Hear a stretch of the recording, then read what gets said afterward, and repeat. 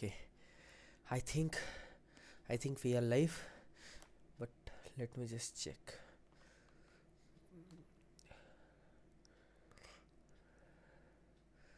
Oh, I'm live. Let me just check if everything is working fine. Open this.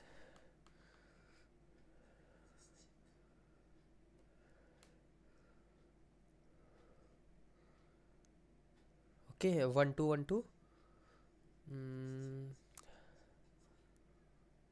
1 2 3 4 1 2 3 4.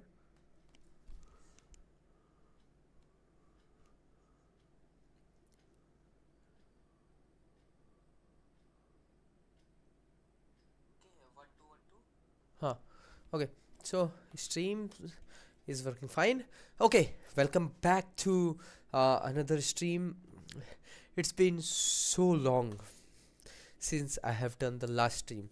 I had done the last stream in somewhat August, and now it's another year we are in.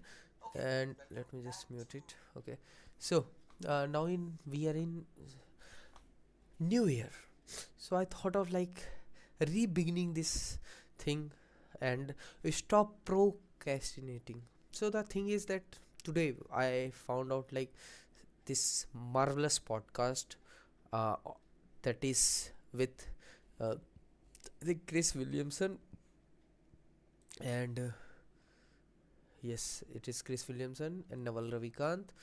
And the last podcast that impacted my life was of Naval Ravikant with Joe Rogan. It is very old. We will get into the details. We will understand each and everything, how deeply and how clearly Naval can think and like work around. And yeah, mm, that will be the major flow. And I'm here to like watch the podcast and learn. And I will give my commentary and opinions what I have derived from this conversation.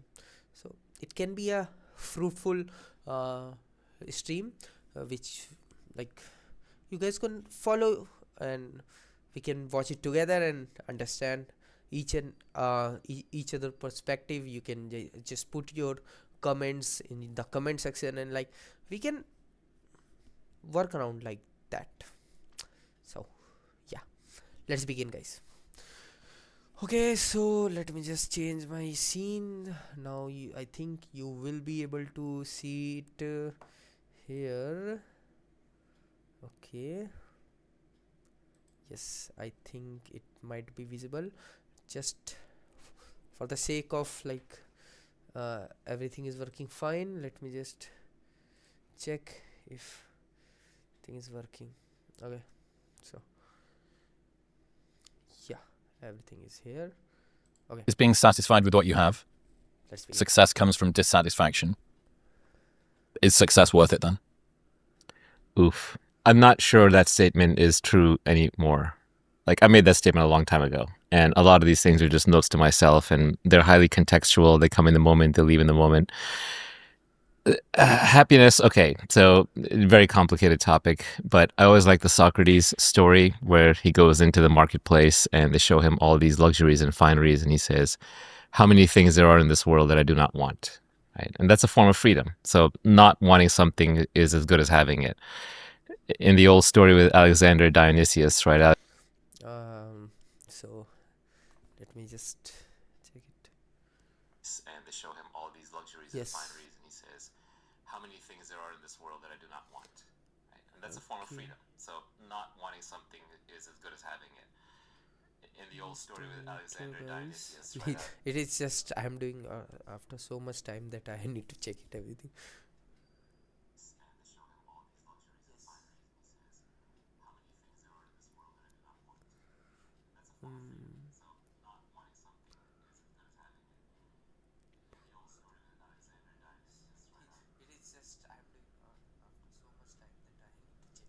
Okay, so yeah, what Naval was saying in this, like, he's saying that it is a freedom that you don't want anything.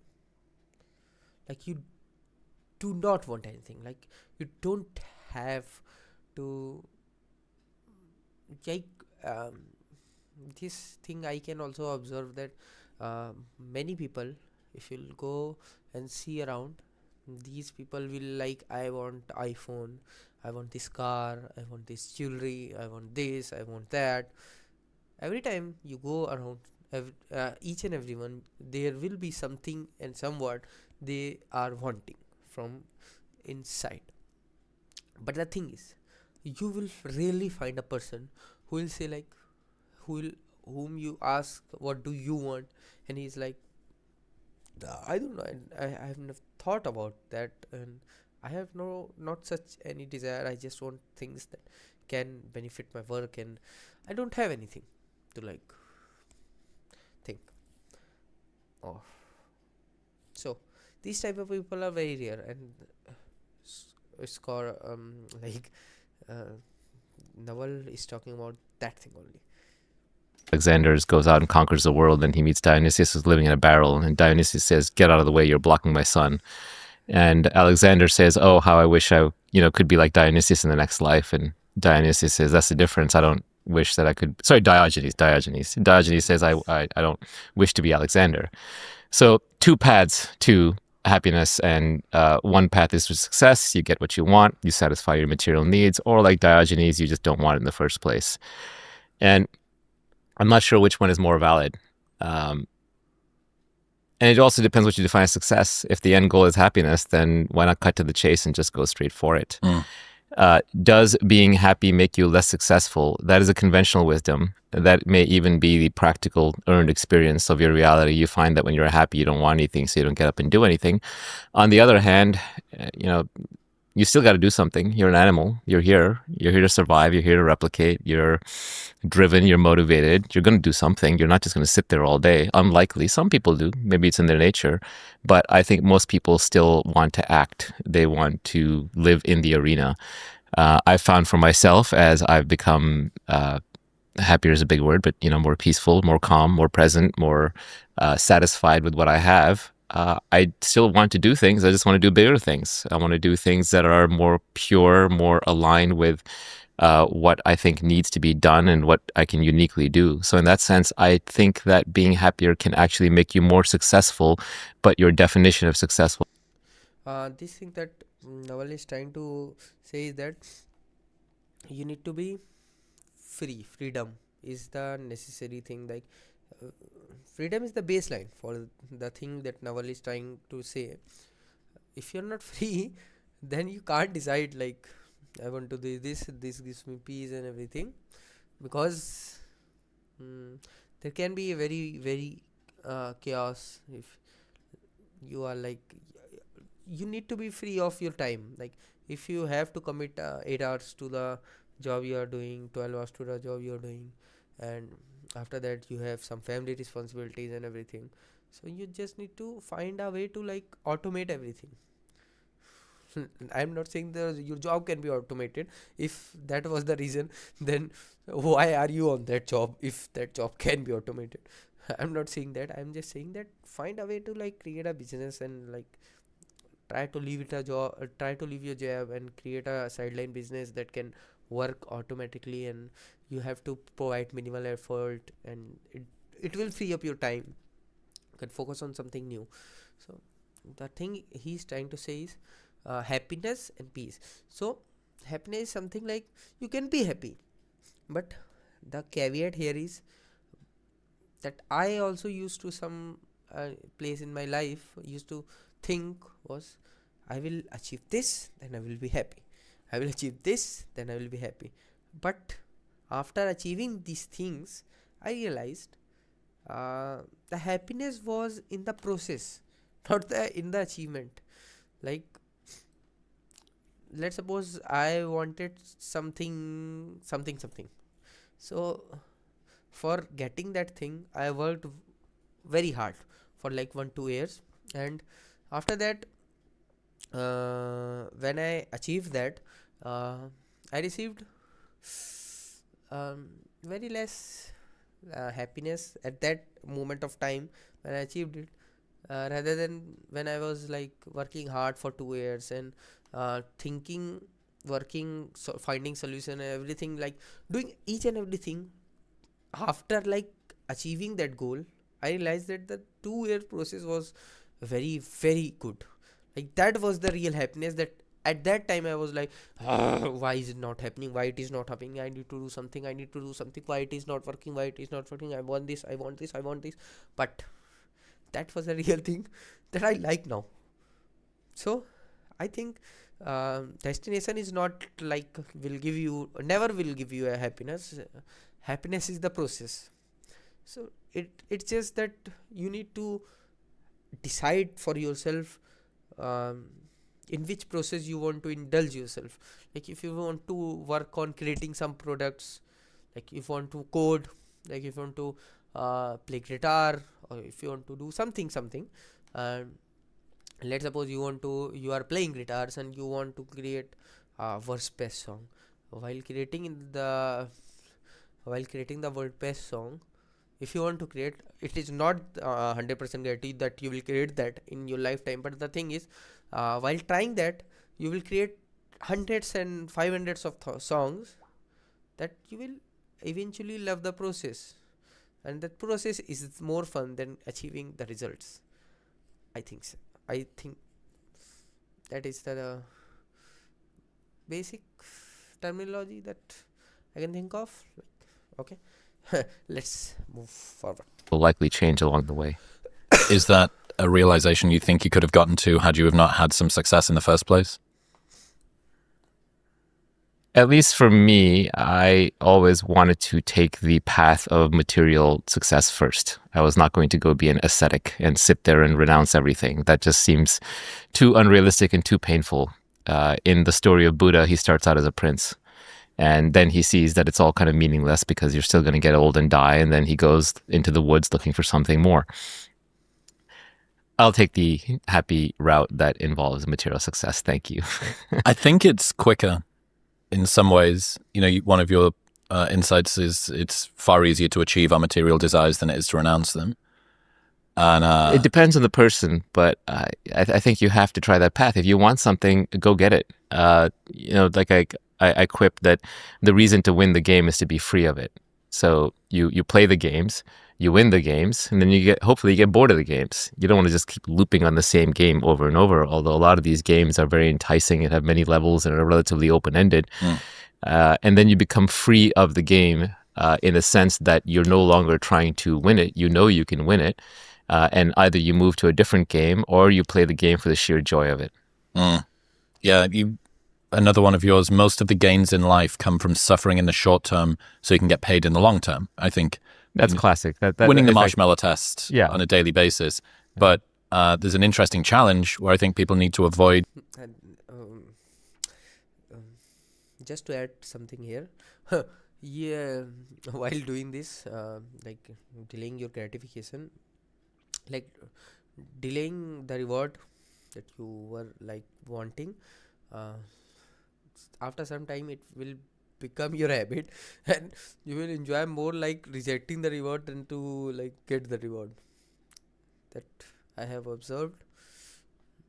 I can be like biased, but yeah, this is one of my observation that if you'll follow for a longer period of time, delaying your like gratification, delaying your reward and just grinding for something, after some time it becomes your habits, and you don't want reward, you just want to grind. You want to delay the reward as much as you can, you just don't want it. Becoming a suffering addict, sort of using suffering as the proxy for progress as opposed to the outcome of the suffering, right? It's like I was in pain not eating the marshmallow. I was in pain doing this work. I have attached well-being and satisfaction to pain, not to what the pain gets me on the other side of it. If you define pain as physical pain, then it's a real thing. It happens and you can't ignore it. But that's not what we mean by suffering. Suffering is mostly mental anguish and mental pain. And it just means you don't want to do the task at hand. If you were fine doing the task at hand, then you wouldn't be suffering. And then the question is, what's more effective, to suffer along the way or just to interpret it in a way that it's not suffering? you hear from a lot of successful people, they look back and they say, oh, the journey was the fun part, right? That was actually the entertaining part, and I should have enjoyed it more. It's a common regret. There's a little thought exercise I like to do, which is you can go back into your own life and try to put yourself in the exact position you were in 5 years ago, 10 years ago, 15 years ago, 20 years ago. And you try to remember, okay, who was I with? What was I doing? What was I feeling? What were my emotions? What were my objectives? And really try to transport yourself back and see if there's any advice you'd give yourself, anything you'd do differently. Now, you don't have new information. Don't pretend you could have gone back and, bought a stock or bought Bitcoin or whatever. But just knowing what you know now in terms of your temperament and a little bit of age-related experience, how would you have done things differently? And I think it's a worthwhile exercise to do. So don't let me rob you of the conclusion. But I'll tell you, for me, I would have done everything the same, except I would have done it with less anger, less emotion, less internal suffering, because that was optional. It wasn't necessary. And I would argue that someone who can do The thing that Naval is saying, that emotional and like internal suffering is optional, and he's saying that we shouldn't do things with this type of parameters to be getting affected. Basically, it is not very easy. I will say it is not very easy to like do your task without like emotion, internal suffering, and everything. These things come, and after like some experience, you gradually like uh, lower the knob.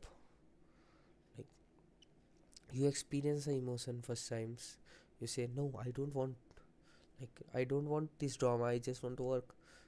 You experience the emotion the second time, the third time, and after some time when you'll keep on repeating to yourself, I don't want this emotion, it wastes my time, it is a drama in my life, I don't want this, I can do better without like doing this all drama. So after some time that knob like turns down, and like you can just think in that way, and your emotions gradually slows down. But I'm saying it again, this is not a very easy process.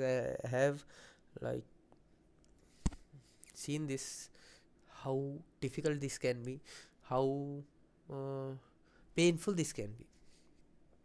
But the caveat here is, when you will become like to start doing things less emotionally, less internal suffering, then I don't know, but um, if you are solving some problem or something that you are very curious about, then it's good. But in all other unproductive tasks and everything, you'll feel like a robot, like you're doing without emotion. You just have to do it, and yeah, that is one of the observation that I have about this. Huh? the job, at least peacefully, but maybe happily, is going to be more effective than someone who has unnecessary emotional turmoil. Well, you end up with a series of miserable successes, right? The outcome may have been the same, but Right. the entire experience of getting there. And the journey is not only the reward, the journey is the only thing there is. Even success, it's human nature to bank it very, very quickly, right? Because the normal loop that we run through is you sit around, you're bored, then you want something. Then when you want something, you decide you're not going to be happy until you get that thing. Then you start your bout of suffering or anticipation while you strive to get that thing. If you get that thing, then you get used to it. And then you get bored again. Then a few months later, you want something else. And if you don't get it, then you're unhappy for a bit. And then you get over it. And then you want something else, right? That's the normal cycle. So whether you're happy or unhappy. Okay, so here there can be like, I just want to give my perspective here. So some people can think like, I want car this month, like I want iPhone this year, and you're working your ass off to like get to that goal. But I want to like just say that we just do not need to set a materialistic goal.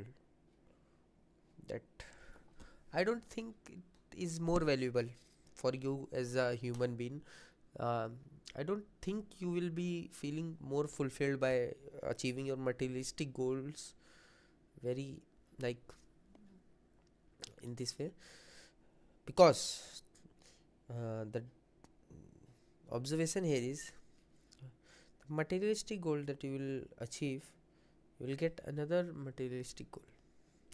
I'm not just I'm not uh, giving you any deduction. I'm just pondering upon this thought that Naval has put in this video. So let say you just fulfilled your one materialistic need, then you got another, you fulfill that, you got another. It is consumption market of the society that you are fueling. But here the different thing can be, you just don't follow that path. You just try to create goals that are part of creativeness. Like I just want to play guitar, I just want to code and create some uh, uh, software, some app, some website that I have idea about. um, I want to create video, YouTube video. I just want to start a nice cafe. Like I will save for that. I will start a cafe. I just want to like connect with people. And like it can be a vast amount of diverse things that you can try. The list can be huge. I'm just saying that instead of having goals that are materialistic, you can just have a more creative side goals. And I'm not saying that the materialistic goals are very wrong. I'm just saying that once you achieve one materialistic goal, you will get the another materialistic goal, then you'll get another materialistic goal, then you will get another materialistic goal. You will be in a trap to you will be in a like um, what do we call humming wheel or something like that, where a mouse like keeps on running on the wheel to get the cheese. That will be your like process. You want this, you get this, then you want this, you get this, then you want this, you get this. Okay, but okay, if you'll think it deeply, so I think both the things are same only. Like under